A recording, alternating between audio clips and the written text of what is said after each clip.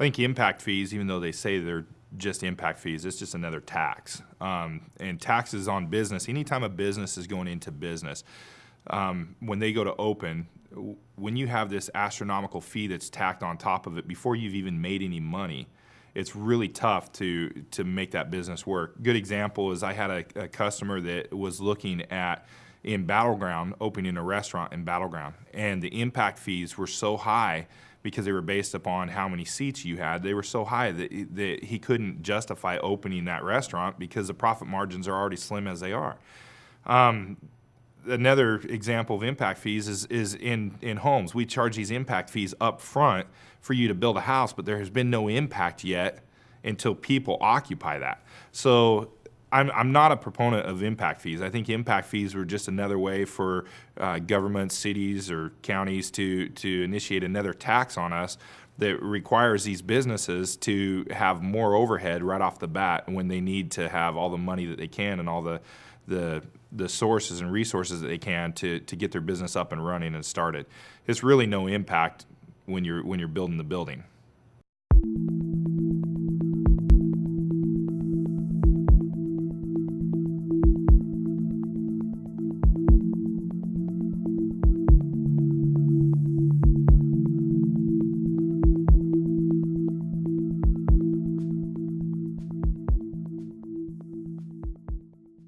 Taxes is a sticky issue. I'm definitely not a proponent of raising taxes at all. And I understand that you need to have money to provide these resources and services for the community. But we also need to look at, the baseball stadium alone. I'm a pro baseball guy. I was the president of Battleground Little League, so obviously I like baseball. But if that's a private entity coming in, and if it's leaving a city that it's already been in and it didn't work there, why should we pay for additional taxes for this private entity to run? If they want to be here, come in here, start a business, build your stadium, and sell your tickets, and we'll come and watch. Anytime you raise taxes, especially in this economy, the families themselves are being more and more burdened. So anytime we raise a tax, it's just putting more and more undue burden on our families, where we can look at it and say, what are some of the things that we can do to cut out unnecessary stuff inside of our governments? Do we have we trimmed out all the fat as far as, maybe our building inspectors and all that stuff that we had back in 03, 04 when everything was booming? Have we trimmed those out? Have we eliminated areas that we don't need to have people in? And the last thing to go, in my opinion, would be your public services, such as your police and fire. We need to protect those. We need to do everything we can to make sure that we can keep those functioning, because no one ever says, man, I wish my building inspector or my, when I went down to City Hall, I wish they'd have been a little bit faster. But when you have a fire or need the police, you want them there right now. If we're having to cut those budgets and we're having to cut those areas out, it's going to affect us when we need them most.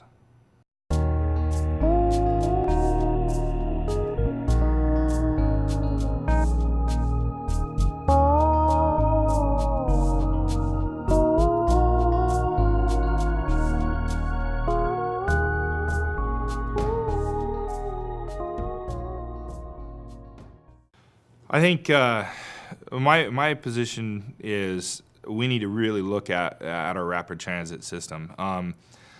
I work on both sides of the river, and so I'm over in Portland, and the mess that they've created over there with their rapid transit system and adding trolleys and their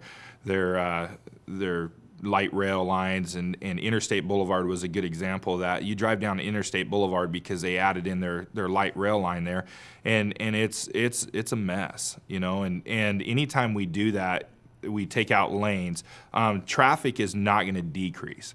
You're going to have some people that use it, but I'm really not a proponent of light rail at all.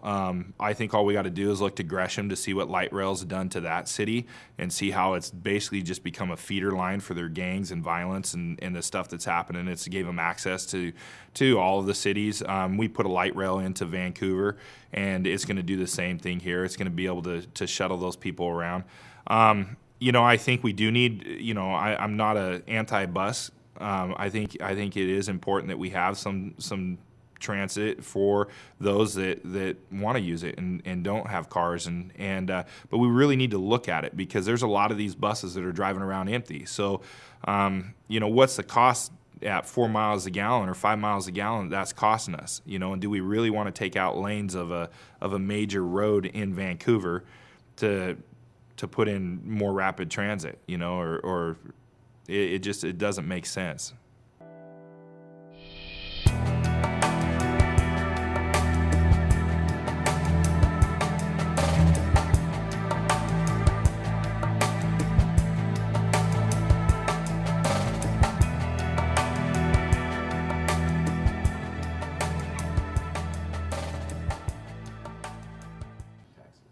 I think it can be much better managed.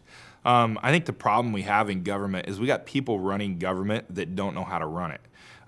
In a government agency like CTRAN, we should have business owners running that, because when they sit down, when a business owner sits down, they look at it and say, is there a profit here, or are we not going to make any money on this? And if it's going to cost us money, then we choose not to do it.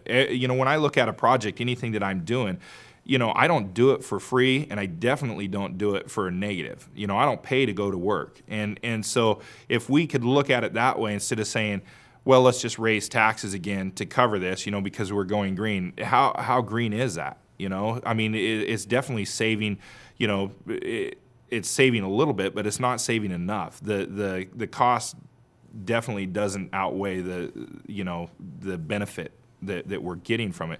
And so you really have to look at that. For me, I was talking to a gentleman yesterday about that, and it seems that everyone wants to say, let's go smaller, let's go green, let's do this. Sometimes as a business owner, I've sat down many times and penciled it out, the cost of buying a car that gets better fuel mileage versus what I have, what I need to do with it, and it doesn't pencil out sometimes. So for some people it works. For CTRAN, obviously it has not. And it's just another way of burdening us with adding more taxes to it, because we're going to have to keep those running. And, better management in there and people that actually know what they're doing would better benefit us that are paying the taxes.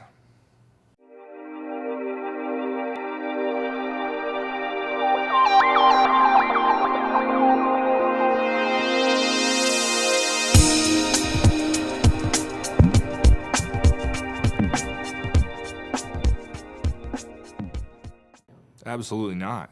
I think if it, that's the reason I live here. I don't want to be Portland.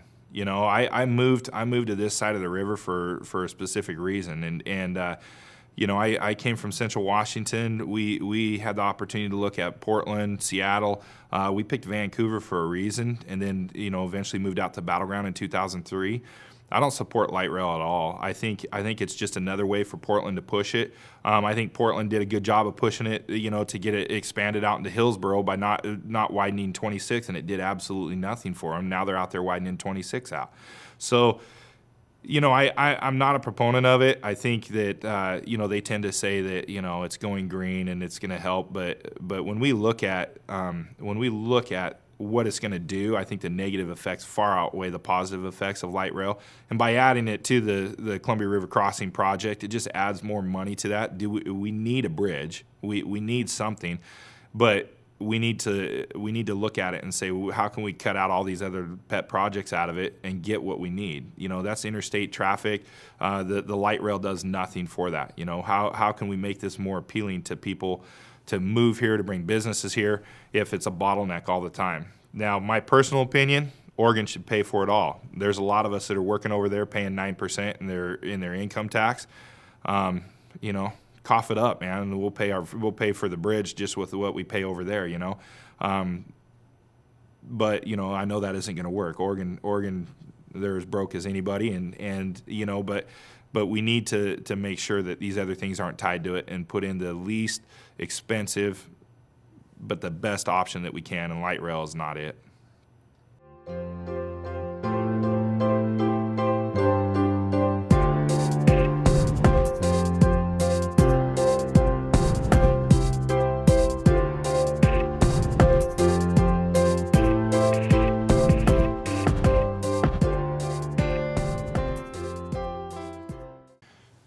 Growth, there's kind of an issue there. You got to balance it. You've got to balance your growth.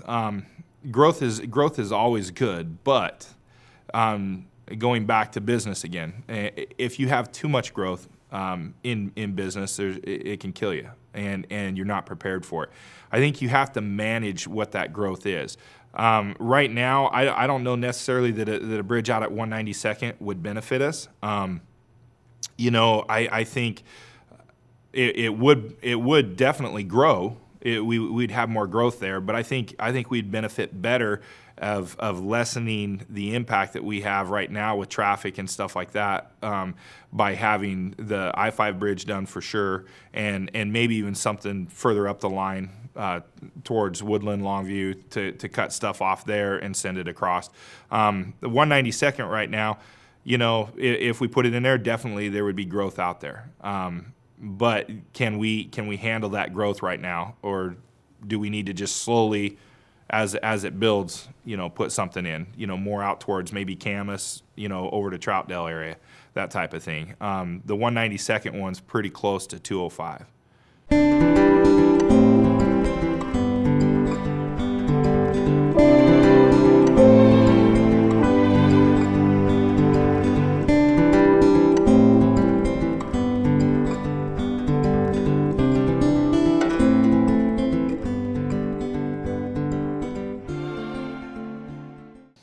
I absolutely don't support that practice. I think that's the problem we've got in this country is as long as we give them money, they're going to spend everything plus 10. They're going to spend 10% more than they need to, and I think it's time that we really look at what we're doing.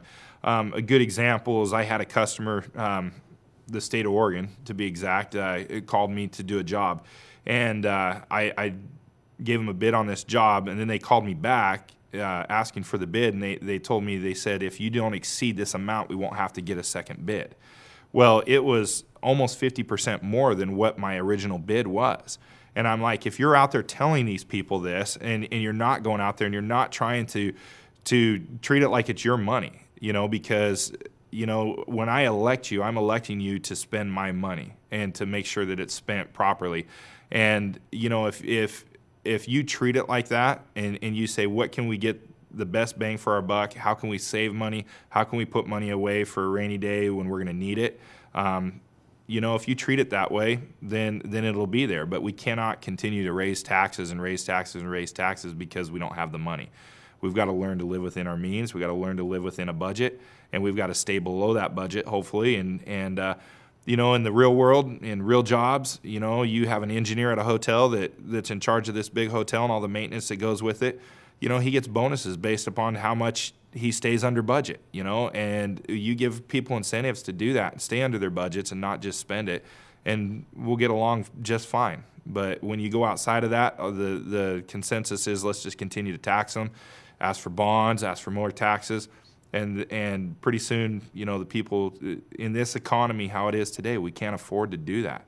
We're all struggling, we're all hurting. You add more taxes to it, and it just comes out of the pocket of the people that are supporting you, and it's affecting their families.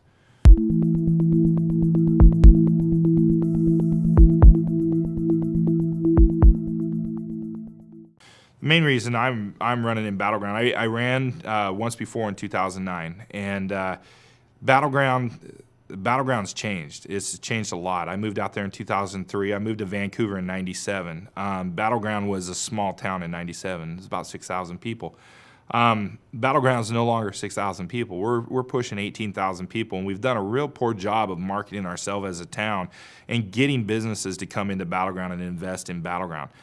We got a lot of homes. We got a lot of homes there, and some people would say that we just want to be this bedroom community of Vancouver.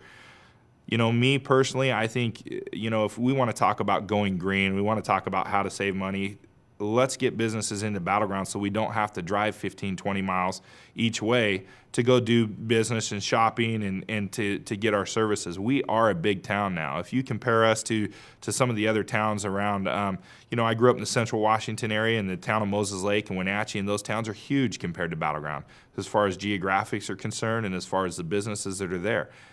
If we want to take the tax burden off of the homeowners, let's get some businesses in there that are bringing us sales tax and helping us with that burden in our town. We just don't have that, and we haven't been real aggressive in going and getting it. We've stifled the growth of the town. We've made it so it isn't easy for them to come in. We haven't actively went out and really pursued it. We've kind of been content to be the little brother of Vancouver. Well, we're no longer that. We need to be a viable source in North County for all those people that are up there and keep it local. And that's my goal is to make sure we're doing that, to make sure that we are staying within our budgets, that if we need to trim things, we need to really look at it. We need to stay under where we want to be so that we're not having to go back and get more taxes and bonds. I'm the only one on the board right now, or on the council, that would have any experience running a business, as far as I know, and I think that's important. Being able to know what it takes to be successful in this economy, or even starting a business in Battleground. I had some struggles when we first started out there. They weren't real business friendly. I want to make sure that changes so that people have a positive experience when they come out there. And by doing that, the community will be better. We can get through these tough times and not have to put the burden back on the people to continue to raise the taxes on them.